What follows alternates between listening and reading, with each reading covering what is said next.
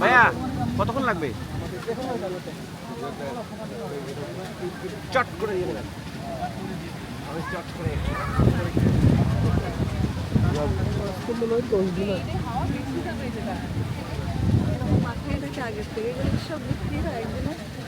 কম টাকা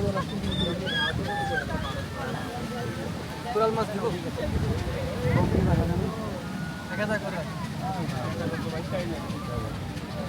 সেই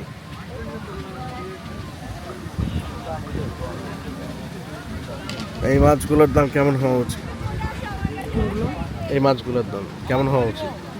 প্রথমত আমার কাছে খুব একটা মানে হাইজেনিক মনে হচ্ছে না মাছগুলো, যে ফ্রেশ মাছ পাওয়া যাবে কিনা বলে দেখেও বোঝা যাচ্ছে, মনে হচ্ছে না ফ্রেশ মাছ।